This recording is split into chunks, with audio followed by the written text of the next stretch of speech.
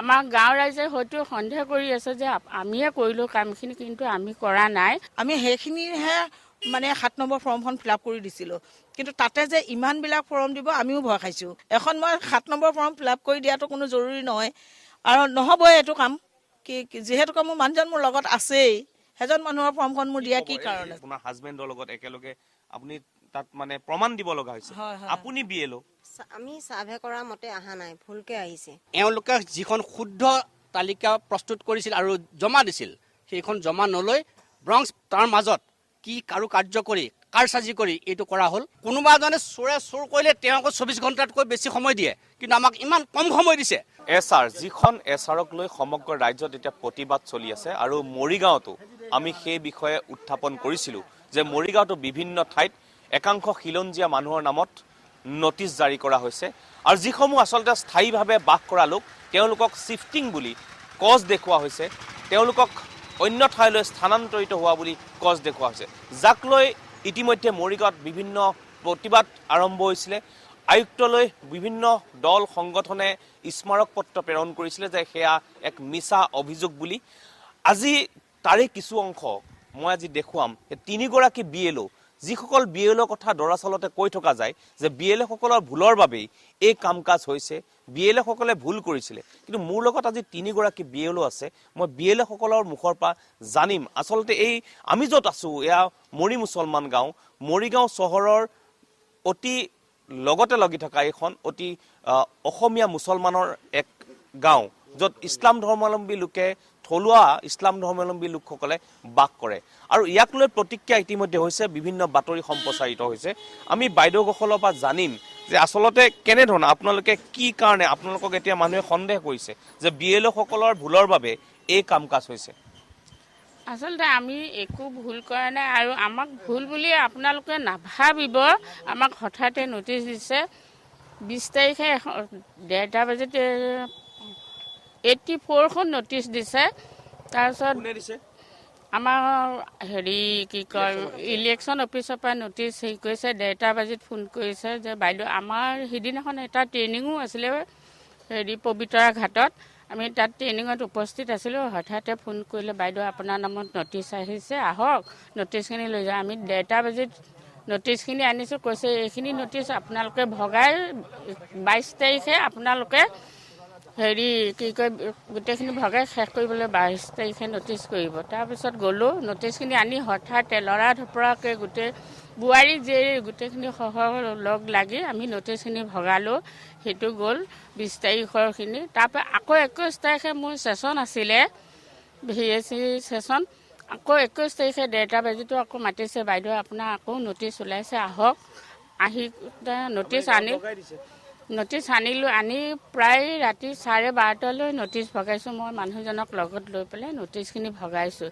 তাৰ বিষয়ে আমাৰ গাঁৱৰ ৰাইজে হয়তো সন্দেহ কৰি আছে যে আমিয়ে কৰিলোঁ কামখিনি, কিন্তু আমি কৰা নাই। আপোনালোকে ভুল নুবুজিব। আমি যিহেতুকে চৰকাৰী আণ্ডাৰত এটা বিষয় লৈ পেলাই আমি কাম কৰি আছোঁ, এইটোক লৈ আপোনালোকে শংকিত নহ'ব। আন এগৰাকী বিএলও বাইদেউ আছে, মই আপোনাৰ পৰা অকণমান জানিম যে আপোনালোকৰ যিটো প্ৰক্ৰিয়া, আপোনালোকে যিটো ছাৰ্ভে গাঁৱত কৰিছিলে ফৰ্ম 7 বা ফৰ্ম 6 এনেধৰণৰ যিবিলাক ছাৰ্ভে কৰিছিলে, কি জমা দিছিলে নিৰ্বাচনী কাৰ্যালয়ত? আপোনালোকে কি জমা দিছিলে? আপোনালোকে কি নটিচ আহিল? আমাৰ নটিচ আহিছে, মৃতকৰো আহিছে, আৰু আমাৰ এনে জেনেৰেল মানুহখিনিৰো আহিছে। কিন্তু আমি 7 নম্বৰ ফৰ্মখন যিখন ফিল আপ কৰি দিছিলোঁ, এইখিনি আমি দিছিলোঁ মৃতক, যিখিনি মোৰ ৱাৰ্ডত মানুহ মৰিছে, মোৰ 41জন মানুহ মৰিছিলে, এওঁলোকৰ দিছিলোঁ।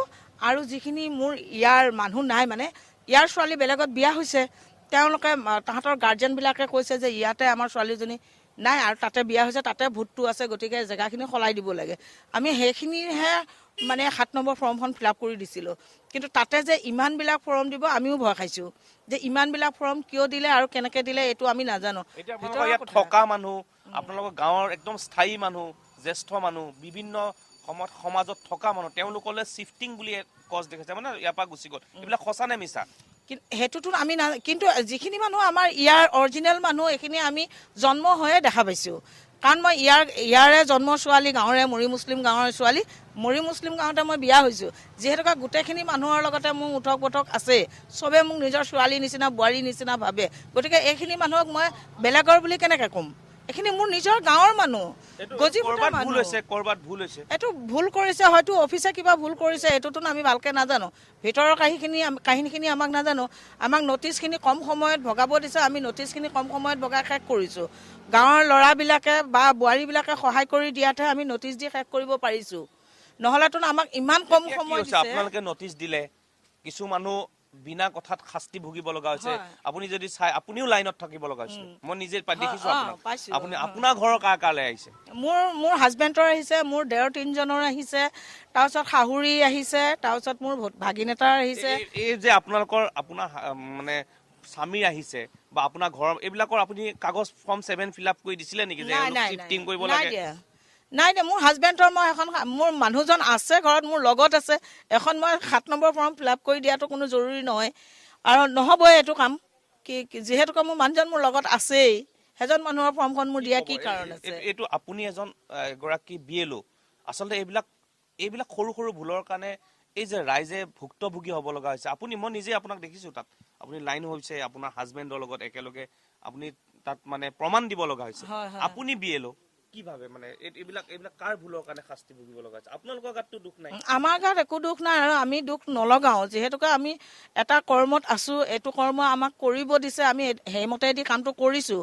কিন্তু আমাক অলপ সময় দিলেহেঁতেন এইটোৰ কাৰণে ভাল পালোহেঁতেন। আমাক কম সময়ত নটিচ দিব দিছে, আমি 1:30 বজালৈকে ৰাতি কাম যিবিলাক কৰিব মানুহ লগা মৃত হৈছে। বুলি দিছিলে, তেওঁলোককো শিফটিং বুলি আহিছে, শিফটিং বুলিয়ে দিছে, মৃত বুলি অহা নাই। মৃত বুলি অহা নাই, শিফটিং বুলিয়ে দিছে। এয়াই হৈছে কাৰুকাৰ্য আৰু এনেধৰণে আচলতে এই সমগ্ৰ এছআৰ প্ৰক্ৰিয়া চলিছে। আমি সেইকাৰণে বাৰে বাৰে এটা কথা কৈ আছো যে প্ৰশাসনত পৰিণত হৈছে। সকলোৱে বিচাৰে, এই মানুহখিনি যিখিনি মানুহ আমি কেমেৰাত দেখুৱাইছো, প্ৰত্যেকগৰাকীয়ে বিচাৰে এছআৰ হ'ব লাগে, এখন শুদ্ধ ভোটাৰ তালিকা হোৱাটো সকলোৱে বিচাৰে।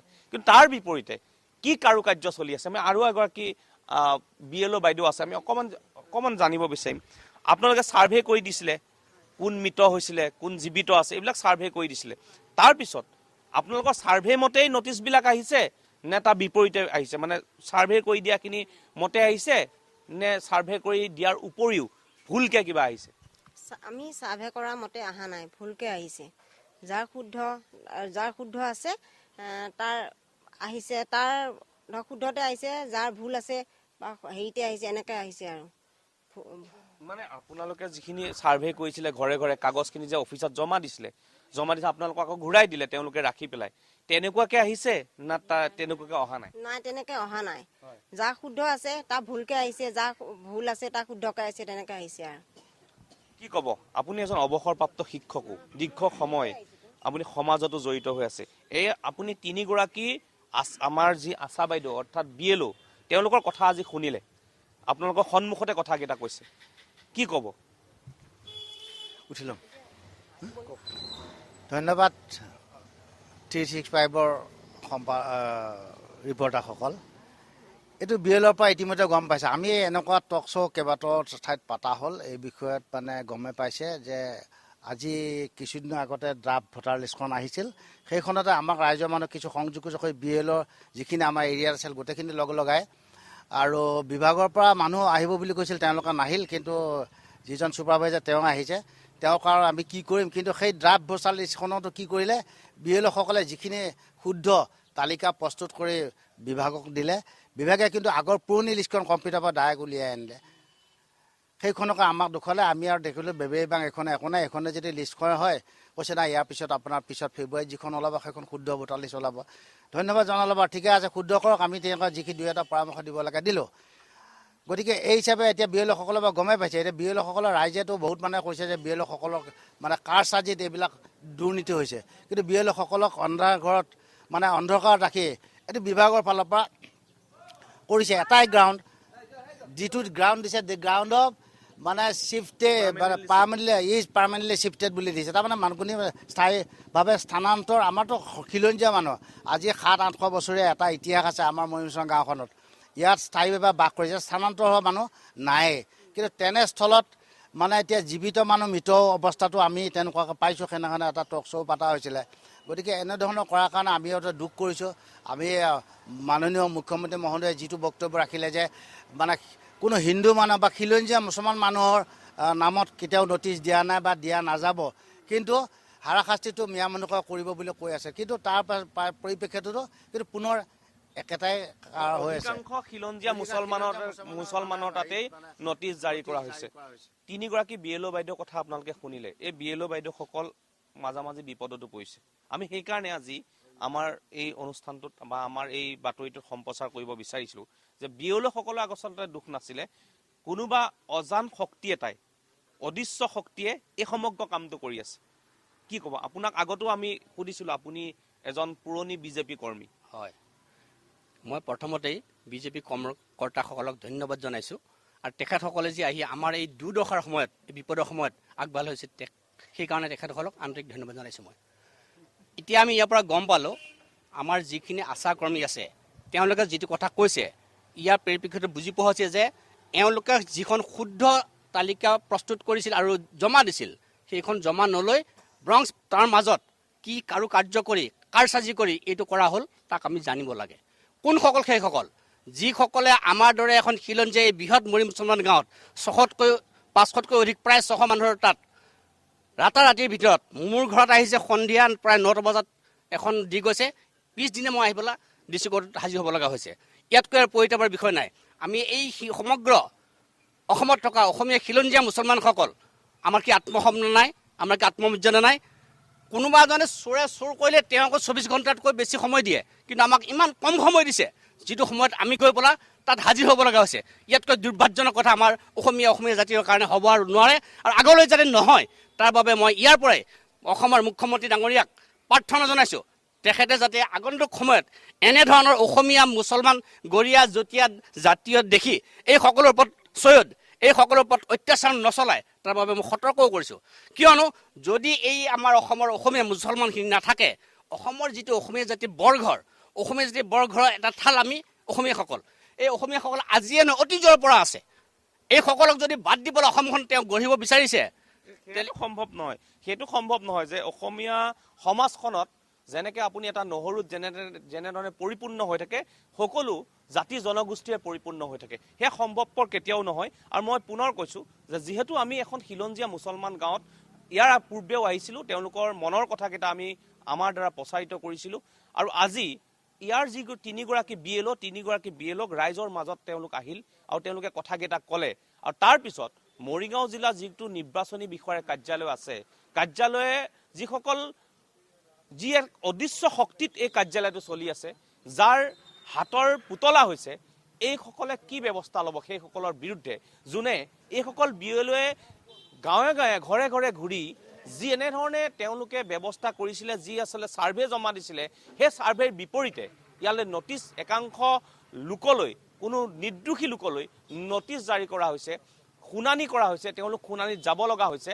আৰু তাৰপিছত কি ব্যৱস্থা হ'ব সেয়া নিশ্চয়কৈ জিলা আয়ুক্তই তাৰ ব্যৱস্থা ল'ব, বা যিখন চৰকাৰ আছে, মুখ্যমন্ত্ৰী আছে, মুখ্যমন্ত্ৰীয়ে বাৰে বাৰে কৈছে যে কোনো কাৰণতে অসমীয়া মানুহৰ, খিলঞ্জীয়া মানুহৰ এই নটিচখনৰ দ্বাৰা হাৰাশাস্তি নহয়।